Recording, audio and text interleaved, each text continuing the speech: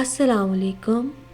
ہمارے چینل بیا اور مالا پر خوش آمدید. اگر آپ ہمارے اس چینل پر پہلی دفعہ آئے ہیں یا آپ نے ابھی تک سبسکرائب نہیں کیا تو بیا اور مالا کو سبسکرائب کرنا نہ بھولیے. لائق احمد آج بہت خوش تھے کیونکہ ان کی بڑی بیٹی ملائکہ کی شادی کا دن تھا. خوش تو سیما لائق بھی تھی کہ انہوں نے آج پہلے فرض سے سبکدوش ہونے کی طرف قدم بڑھایا تھا، مگر خوشی کے ساتھ ساتھ ان کا دل چھوٹا پڑ رہا تھا کیونکہ ان کے دونوں بیٹے باہر تھے اور بہن کی شادی میں نہیں آ پا رہے تھے اور اس شادی کا انتظام انہیں تنہا کرنا پڑا تھا. وہ تیار ہو رہی تھیں جب لائق احمد کمرے میں داخل ہوئے. ان کی آنکھوں میں ہمیشہ کی طرح اپنی بیوی کے لیے ستائش ہی ستائش تھی. سیما بھی انہیں دیکھ کر مسکرائی تھی. مہمانوں کی آمد کا وقت قریب تھا. شوہر کو اسی حلیے میں گھومتے دیکھ کر انہوں نے لائق احمد کو تیار ہونے کو کہا تھا. ہاں یار، شادی کے یہ کام ختم ہی نہیں ہو رہے. 2 گھنٹے سے تیار ہونے کا سوچ رہا ہوں. لگتا ہے اسی طرح مسٹر جلول بن کر شادی میں شامل ہونا پڑے گا. ارے پلیز یوں نہ کہیں. ملائکہ تو آپ کو اس حلیے میں دیکھ کے نا آسمان سر پہ اٹھا لے گی. میں تیار ہو کر باہر کے کام دیکھ لیتی ہوں. اب آپ تیار ہو کر آرام سے باہر آنا. مجھے یقین ہے تم سب مجھ سے بہتر دیکھ سکتی ہو، سنبھال سکتی ہو. سیما نے ان کے کندھے پہ ہاتھ رکھ کر جذب سے کہا. ہاں، میں سب کچھ بہتر طور پہ سنبھال سکتی ہوں، لیکن یہ صرف اس وجہ سے ہے کہ مجھے ہر گھڑی آپ کے ساتھ ہونے کا گمان رہتا ہے. واہ، صرف گمان؟ لائق نے پیچھے سے انہیں کندھوں سے تھام لیا. گمان نہیں بیگم، میں واقعی آپ کے ساتھ رہتا ہوں. اچھا بس آج کے لیے اتنا کافی ہے، باقی پھر کبھی صحیح. لائق احمد کہکا لگا کر ہنس پڑے. محبت کی اتنی ناقدری میں نے آج تک نہیں دیکھی. سیما ہنستے ہنستے مڑی اور ان کی آنکھیں ایک تصویر پر آ کر ٹھہر گئیں. سیما کی ہنسی کو ایک دم جیسے کسی عفریت نے پی لیا. لائق احمد کی نگاہیں بھی اپنی بیوی کی نظروں کے زاویے کے ساتھ ساتھ چلتے اس تصویر پر رک گئی تھی. یہ ایک شادی کی تصویر تھی، لیکن اس میں لائق احمد کسی اور پری پیکر کے ساتھ کھڑے تھے. کتنی بار کہا میں نے باقی چیزوں کی طرح اس تصویر کو بھی اسٹور روم میں رکھوا دو، لیکن تم نے آج تک نہیں مانی میری یہ بات. سیما مسکرانے لگی. یہ ایک حقیقت ہے اور حقیقتوں سے نظریں نہیں چرائی جاتی. مجھے اس تصویر سے کوئی مسئلہ نہیں ہے. لائق احمد کچھ بولے بغیر کپڑے لے کر واش روم میں چلے گئے اور وہ خود باہر نکل آئیں. پھر انتظامات دیکھتے ہوئے احکامات دے رہی تھی جب کسی کی مضبوط باہوں انہوں نے جکڑ لیا. ہائے باربی ڈول، کیسی ہیں آپ؟ وہ ایک دم ہنس پڑی تھی، لیکن ان کے چہرے پہ پھیلنے والی خوشی دیدنی تھی. تم دونوں کتنے جھوٹے ہو رضی. صرف میں نہیں، بسی بھائی بھی کم نہیں ہے. رضی نے سیما کے گلے میں باہیں ڈالتے ہوئے کہا. نہیں موم، یہ جھوٹ ہرگز نہیں تھا. میں یا یہ ہرگز نہیں آ سکتے تھے. لیکن یہ تو رضی دی گریٹ ایموشنل کرنے کا اتنا ماہر ہے کہ اس نے دولت اور رشتوں میں سے کسی ایک کو چننے کی بات کی تو پھر مجھے ووٹ آپ کے اور ملائکہ کے حق میں کاسٹ کرنا پڑا. بہت سے کام پینڈنگ میں ڈال کر آئے ہیں ہم دونوں. سیما مسکرانے لگی. ان کے ان دونوں بیٹوں میں بالکل کوئی فرق نہ تھا. دونوں ٹوینز تھے. عادات و اطوار میں بھی ایک جیسے تھے. پڑھنے کے لیے بیرون ملک گئے تھے، مگر اب ایک اچھی ملٹی نیشنل کمپنی میں ساتھ مل کر لائق احمد کے بزنس کو 4 چاند لگا رہے تھے. ملازم ان کا سامان اٹھا کر اوپری منزل میں لے گئے اور وہ شوق و شنگ سے رضی اور وسیع پارٹی میں آنے والی لڑکیوں کی ڈریسنگ پر جملے کس رہے تھے. یہ ان کی شروع کی عادت تھی، جس پر کبھی کبھی سیما کہہ دیتی تھی کہ یہ بالکل اپنے بابا پر گیا ہے. رضی ایسے میں ہمیشہ اپنے کالر اکڑا کر ایک ہی بات کہتا. پاپا جیسا ڈیشنگ ہونا میرے لیے قابل فخر بات ہے. رضی نے کیمرہ مین سے کیمرہ لے لیا تھا. اب صرف ایک ہی لڑکی کی مووی بنا رہا تھا. وسیع نے یہ بات ماں کو بتا دی. تبھی وہ سارے کام چھوڑ کر اس کے قریب چلی آئی تھی. حلیہ دیکھا ہے اپنا؟ بھوت لگ رہے ہو. جاؤ پہلے فریش ہو کے آ جاؤ. لڑکیاں اسی بھوت میں مرتی ہیں موم. اگر آپ کے حکم کا پاس نہ ہوتا کب کا 2-4 گوریوں کو پٹا کر آپ کی بہو بنا چکا ہوتا. سیما اپنے بیٹے کی بات پہ مسکرانے لگی. لڑکی ہے تو اچھی، کہو تو تمہاری بات چلاؤں. جس لڑکی کو رضی بہت دیر سے فوکس کیا ہوا تھا اسے دیکھ کر سیما نے پوچھا تو ایک دم رضی نے کانوں کو ہاتھ لگائے. اگر میری پسند کو اسی طرح اہمیت دیتی رہی تو ایک وقت آئے گا اس گھر میں میرے اور آپ کے رہنے کی جگہ نہیں بچے گی، بہوؤں کا اتوار بازار لگ جائے گا۔ ہاتھ ہولا میرے یار، گھر میں کچھ جگہ میرے لیے بھی چھوڑ دینا۔ وسیع جانے کب نہا دھو کر فریش ہو کے نیچے آ بھی چکا تھا، سیما کو پتہ نہ چلا۔ دیکھا تم نے میرا بیٹا وسیع کیسا ذمہ دار ہے، بالکل میری طرح ہر کام وقت پر ذمہ داری سے کرتا ہے، تیار ہو کے آ بھی گیا ہے۔ یہ سن کر رضی نے برا تو نہیں منایا، البتہ ماں کو اپنی باہوں کے حصار میں لے لیا۔ بس شروع سے آپ وسیع کو مجھ پر فوقیت دیکھ کر مجھے جلا بھنا کر روسٹ کر دیتی ہیں۔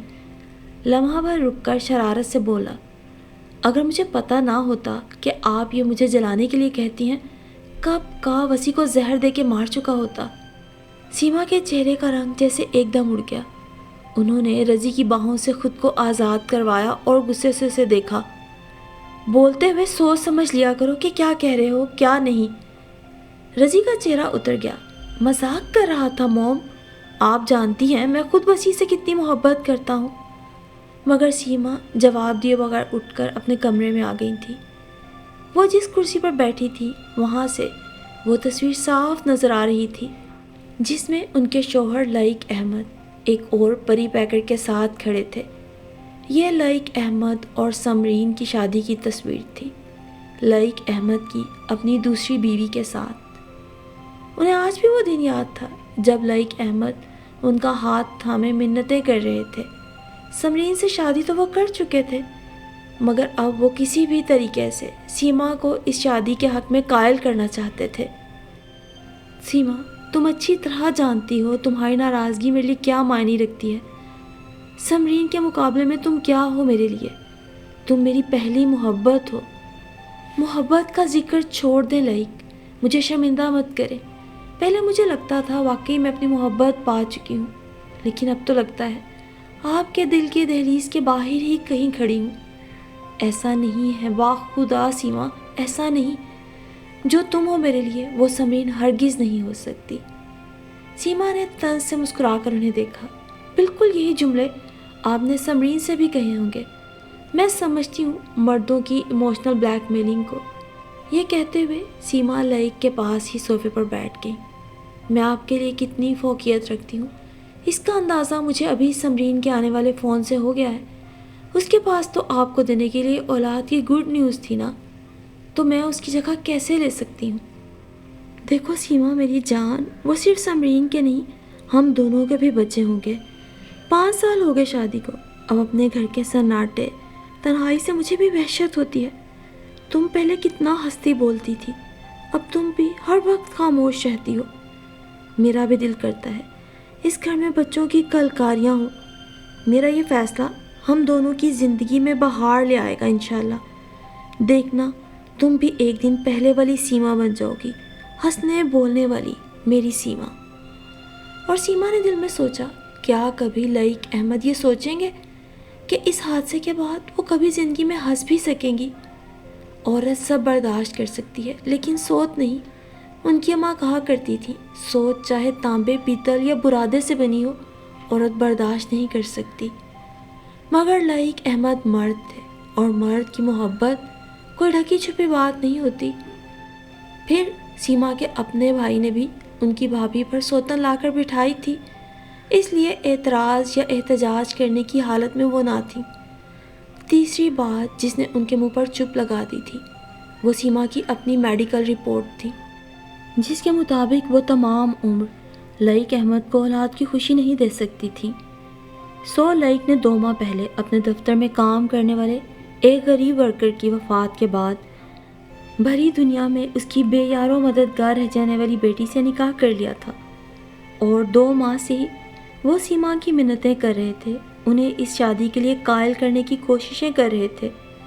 سیما جانتی تھی یہ بھی لائق احمد کی اعلیٰ ظرفی تھی کہ وہ مسلسل انہیں راضی کرنے میں لگے ہوئے تھے۔ ان کی جگہ کوئی اور مرد ہوتا تو سیما کو بانجھ کہہ کر کب کا اس سے پیچھا چھڑا چکا ہوتا، اور بالآخر سیما کو کمپرومائز کا یہ زہر پینا ہی پڑا تھا۔ گھر کا اوپر والا پورشن لائق نے سمرین کو دے دیا، خاص ملازمہ بھی رکھ دی۔ پھر پتہ نہیں کیا ہوا، آنے والے ہر دن کے ساتھ بچے کی خوشی حسرت بننے کی بجائے سیما کے دل میں ایک ترنگ بن کر تیرنے لگی۔ ہم ان بچوں کو مل کے پالیں گے، یہ ہمارے بچے ہوں گے۔ لائق احمد کا کبھی کا کہا یہ فکرہ ان کو مسکرانے پہ مجبور کر دیتا۔ اسی لیے جب ایک شام سمرین نے جڑواں بیٹوں کو جنم دیا تو خود بخود ایک بیٹے کی ذمہ داری سیما نے لے لی۔ یہ رضی تھا، شوخ و چنچل، ہر لمحہ شور مچانے والا۔ اور پھر اگلے ہی سال ملائکہ اس دنیا میں آئی تو سمرین اور خود انہیں بھی اپنی سدھ بودھ ہی نہ رہی۔ سمرین کی صحت ایک دم سے گر گئی۔ لائق احمد نے اولاد میں وقفہ کروا لیا تھا، لیکن یہ احتیاطی تدبیر بھی ان کے کسی کام نہ آئی۔ جب بی پی ہائی رہنے کی وجہ سے سمرین کو پہلا اٹیک ہوا، وہ اس وقت بھی سمرین کے ساتھ ہسپتال میں تھی۔ سمرین نے ان کا ہاتھ تھام کر دلگیری سے کہا تھا، آپا میرے بچے اللہ کے بعد آپ کے حوالے ہیں۔ آپ نے مجھے کبھی سوتاپے سے جلایا نہیں۔ جس طرح آپ نے لائق کو میرے اور اپنے درمیان بانٹا ہے، ایسا بہت کم عورتیں کرتی ہیں۔ آپ ایک عظیم عورت ہیں اور مجھے اس بات کی خوشی ہے، اگر میں مر بھی گئی تو بھی میرے بچوں کی پرورش ایک عظیم عورت کی گود میں ہوگی۔ سیما نے سمرین کے آنسو پونچھتے ہوئے مدھم لہجے میں کہا تھا، میں عظیم نہیں، بس میں نے اس آزمائش کو دل سے قبول کر لیا ہے، تبھی تو یہ آزمائش کوئی آفت بننے کی بجائے آج ہمارے بچوں کی کلکاریوں کی صورت ہمارے آنگن میں گونج رہی ہے۔ کچھ دن آئی سی یو میں گزارنے کے بعد سمرین گھر آ گئی، لیکن سیما گھر کا اور بچوں کا اب خود ہی خیال رکھنے لگی۔ سمرین میں تو ملائکہ کی پیدائش میں کئی پرابلمز پیدا ہو گئے تھے، جس کی وجہ سے وہ بستر کی ہو کے رہ گئی۔ بچے ماں کے پاس بھاگے بھاگے آتے، سیما کو بڑی امی تو سمرین کو امی کہہ کے مخاطب کرتے۔ سیما کی روز بروز بگڑتی حالت کے باعث لائق بھی بہت پریشان رہنے لگے تھے۔ دفتر کے کام پہ بھی توجہ نہیں دے رہے تھے، رات رات بھر سگریٹ پیتے رہتے تھے۔ تبھی سیما کو پہلی دفعہ احساس ہوا تھا کہ لائق کے لیے جو اہمیت سمرین کی ہے، سیما زندگی میں کبھی بھی وہ جگہ نہیں لے سکتی۔ ایک رات انہوں نے لائق سے سوال کیا، اگر میں مر جاؤں تو کیا تب بھی آپ اسی طرح میرا غم منائیں گے؟ کیا فضول بات ہے یہ۔ وہ غصے میں بستر سے اٹھ کر صوفے پر چلے گئے تھے اور پھر کمرے سے بھی باہر۔ سیما کے دریافت کرنے پر لائق احمد نے یہ نہیں کہا، سیما خدا را ایسا نہ کہو، اللہ نہ کرے کبھی ایسا ہو، سیما میں تمہارے بغیر نہیں رہ سکتا، بلکہ موت کے نام پر سمرین سے بچھڑنے کا ڈر ان کی آنکھوں میں در آیا تھا۔ تبھی وہ کمرے سے باہر چلے گئے تھے۔ محبت ایک ایسا پل صراط ہے جس سے گزرنے والے آدھے لوگ بھی منزل تک نہیں پہنچ سکتے۔ آج یہی حال سیما کا تھا۔ انہیں لگ رہا تھا وہ اس پل صراط میں بالکل اکیلی ہیں، اور سمرین کی دیکھ بھال بھی اسی لیے کرنے لگی تھی تاکہ ان کا شوہر ان کی اس ریاضت کی قدر کرے۔ وہ عجیب طرح کی مظلومیت کے خول میں بند ہو گئی تھی۔ ایک دن سمرین کی طبیعت بہت خراب ہو گئی تھی، وہ اس کی دوائیں ڈھونڈ رہی تھی۔ انہوں نے لائق احمد اور ایمبولینس کو ایک ساتھ کال کی تھی، اور سمرین کی اکھڑی سانسیں، وہ گھبرا ہی تو گئی تھی۔ تم نے اپنی وہ خاص ٹیبلٹس ختم ہونے کا لائق کو نہیں بتایا نا؟ سمرین ان کا ہاتھ پکڑے روئی جا رہی تھی۔ ڈاکٹرز نے سمرین کی حالت بگڑنے کی صورت میں ایک خاص میڈیسن اسے لینے کو کہا ہوا تھا جو کہیں بھی نہیں مل رہی تھی۔ سیما گھبرا چکی تھی۔ تم نے میڈیسن ختم ہونے کا لائق کو نہیں بتایا؟ سمرین بھی ان کا ہاتھ پکڑے روئی جا رہی تھی۔ پھر ایمبولینس اور لائق ایک ساتھ آئے۔ سمرین کو ہسپتال لے جایا گیا، مگر ہارٹ اٹیک بہت شدید تھا۔ یوں محض 24 گھنٹے آئی سی یو میں گزارنے کے بعد ہی سمرین نے دنیا کو خیر بات کہہ دیا تھا۔ لائق احمد نے سب کام صبر سے کیے، مگر رات کو جب میلے میں گم کسی بچے کی طرح سیما کی گود میں سر رکھ کر لیٹے تو آسمان زمین ایک کر دیے رو رو کر۔ میں کیسے بھول گیا اتنی اہم بات؟ سمرین نے لسٹ بنا کر دی تھی، سب چیزیں لے آیا، بس اس کی اتنی ضروری ٹیبلٹ بھول گیا۔ میں اتنا غیر ذمہ دار کیسے ہو گیا؟ سیما خاموش رہی تھی، بس شوہر کے آنسو صاف کرتی رہی اور اسے اپنے ہونے کا احساس دلانے کو ہلکی ہلکی تھپکی دیتی رہی۔ پھر وقت گزرنے لگا اور تینوں بچوں کی ذمہ داری سیما کے سر آ گئی۔ انہوں نے لائق احمد کے ساتھ اس ذمہ داری کو پورے دل سے نبھایا تھا، اور آج 25 سال بعد اس ذمہ داری کی سب سے خوبصورت قسط کی ادائیگی تھی، یعنی ملائکہ کی شادی، ملائکہ کی اپنے گھر رخصتی۔ اوہو، تو بیگم صاحبہ یہاں بیٹھی ہیں اور میں پورے گھر میں ڈھونڈ رہا ہوں۔ رضی کہہ رہا تھا تم اس کی کسی بات سے خفا ہو گئی ہو، باہر پریشان کھڑا ہے۔ لائق احمد نے سیما کو روتے دیکھا تو اپنی باہوں میں بھر لیا۔ وہ نہیں جانتے تھے اندر ہی اندر کون سی بات سیما کو رلا رہی تھی۔ مجھے معاف کر دو سمرین، مجھے معاف کر دو۔ سیما کے سامنے ان کا ماضی ابھی تک کمرے میں سانس روکے کھڑا تھا۔ ماضی کے آئینے میں سیما ابھی بھی یہ منظر واضح طور پر دیکھ رہی تھی جب لائق سمرین کی دی ہوئی میڈیسنز کی لسٹ ڈائننگ ٹیبل پر بھول کر دفتر جا رہے تھے۔ سیما نے ہی پیچھے بھاگ کر انہیں وہ لسٹ پکڑائی تھی۔ سیما اب سمرین کا اتنے اچھے سے خیال رکھنے لگی تھی کہ لائق احمد نے کل وقتی نرس کی جگہ ایک جز وقتی نرس رکھ لی تھی۔ اور پھر یہ اس سے تیسرے دن دوپہر کی بات ہے جب سیما کچن میں سمرین کے لیے پرہیزی کھانا بنوا رہی تھی۔ سمرین کی چیخ پر ہی کمرے کی طرف بھاگی تھی۔ سمرین اپنی اکھڑتی سانسوں کے ساتھ ادھر ادھر ہاتھ مارتی اپنی میڈیسن ڈھونڈ رہی تھی۔ عین اسی وقت سیما بھی اس کی حالت کے پیش نظر دوا ڈھونڈنے لگی تھی۔ ایک دراز سے شیشی ان کے ہاتھ آ بھی گئی تھی، مگر جانے کس جذبے کے تحت انہوں نے وہ شیشی اپنی مٹھی میں دبا لی اور پھر الماری میں ڈھونڈنے کے بہانے اس کی ساری گولیاں نکال کر مٹھی میں دبا لی تھیں۔ واپسی پر سمرین کو خالی ڈبی پکڑاتے ہوئے کہا تھا، تمہاری الماری سے خالی ڈبی نکلی ہے۔ سمرین، تم اتنی لاپرواہ کیسے ہو سکتی ہو؟ یہ تمہارا لائف سیونگ ڈرگ تھا۔ اور خالی ڈبی دیکھ کر سمرین تو جیسے آخری امید بھی کھو بیٹھی تھی، ایک دم سے تکیے پہ گر گئی تھی۔ تم پریشان نہیں ہو سمرین، میں بھاگ کر لے آتی ہوں دوا۔ نہیں آپا، اس وقت مجھے اکیلا مت چھوڑ کر جائیں، کیمسٹ کی دکان قریب نہیں، آدھے گھنٹے میں مجھے کچھ بھی ہو سکتا ہے۔ گھبراؤ مت، تمہیں کچھ نہیں ہوگا۔ میں نے لائق اور ایمبولینس دونوں کو کال کر دی ہے، جو پہلے آ گیا تمہیں ہاسپٹل لے جائے گا۔ کاش مجھے گاڑی چلانی آتی ہوتی تو تمہیں خود ہاسپٹل لے جاتی۔ اور سمرین کو میڈیسن کا کہہ کر جب اس کے کمرے سے باہر نکلی تھی، ملازمہ کو اس کے پاس جانے کا کہہ کر خود انہوں نے چادر لینے کے بہانے اپنے کمرے میں جا کر سب سے پہلے واش روم کے کموڈ میں وہ ساری گولیاں بہا دی تھی۔ اور اس گھناؤنے اقدام کا فیصلہ بھی سیما نے اس ایک کمزور لمحے میں سمرین کو تڑپتے دیکھ کر سوتن کے حسد اور بغض کے باعث ہی کیا تھا، اور ابھی اسی منظر میں گم تھی جب ان کے کانوں نے آواز سنی تھی، موم، سوری، میرا مقصد وہ نہیں تھا۔ آپ جانتی ہیں مجھے بھائی سے بالکل ویسی محبت ہے جیسے آپ کو میری موم سے محبت تھی۔ ماضی کی بھول بھلائیوں میں گم سیما کے سینے پر رضی کے الفاظ بھی کسی زہریلے تیر کی طرح چلے تھے۔ وہ پھوٹ پھوٹ کر رونے لگی۔ سامنے دیوار سے ٹیک لگائے لائق احمد پریشان کن نظروں سے اپنی بیوی کو دیکھ رہے تھے۔ موم، پلیز مجھے معاف کر دیں۔ ماضی کا سفر اتنا تکلیف دہ تھا کہ سیما کو اندازہ ہی نہیں ہوا تھا کب وہ لائق احمد کی باہوں کے حصار سے اپنے بیٹے رضی کے باہوں کے حصار میں آ گئی تھی۔ وہ گمسم بیٹھی تھی۔ کوریڈور میں لائق کی بڑی بہن کسی عورت کو بتا رہی تھی، بہت عظیم عورت ہے ہماری بھابھی، اس نے اپنی سوکن کے بچوں کو جس طرح ممتا دی ہے، کوئی اور عورت ہوتی تو کبھی بچوں کو منہ بھی نہ لگاتی۔ جبکہ اندر کمرے میں سیما آج بھی ماضی میں کہیں سمرین کے سرہانے بیٹھی تھی۔ مجھے معاف کر دو سمرین، مجھے معاف کر دو۔ کاش مجھے بانٹنا آ جاتا، کاش میں نے صبر کی جس راہ پہ قدم رکھا تھا وہاں اپنی خود غرضی کے باعث نہ ڈگمگاتی تو آج پچھتاوے کی ان کھائیوں میں بیٹھی یوں تڑپ نہ رہی ہوتی۔ آج لوگ جب مجھے عظیم عورت کہتے ہیں تو میری روح پر یہ تمغہ کسی چابک کی طرح لگتا ہے۔ مجھے اپنا جسم اور روح نیلو نیل لگتا ہے۔ اتنا کیوں رو رہی ہیں موم؟ بسی نے بھی ماں کے گرد اپنی باہیں پھیلا دی تھی۔ بیٹی رخصت کرنا کوئی آسان کام تھوڑی ہے۔ ان کی نند نے بھی آ کر ان کے سر پہ ہاتھ رکھ کر دعا دی تھی۔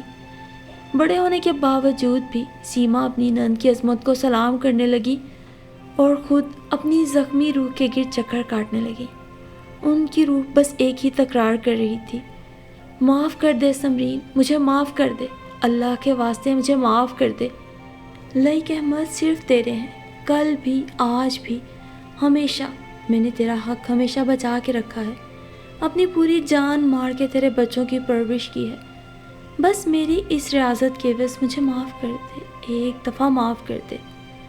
لائق احمد جن کی آنکھوں میں اب صرف اور صرف سیما لائق کا عکس جھلملاتا تھا، بظاہر یہ سیما کی جیت تھی، اور یہ جیت ہی سیما کو اپنی سب سے بڑی شکست نظر آتی تھی۔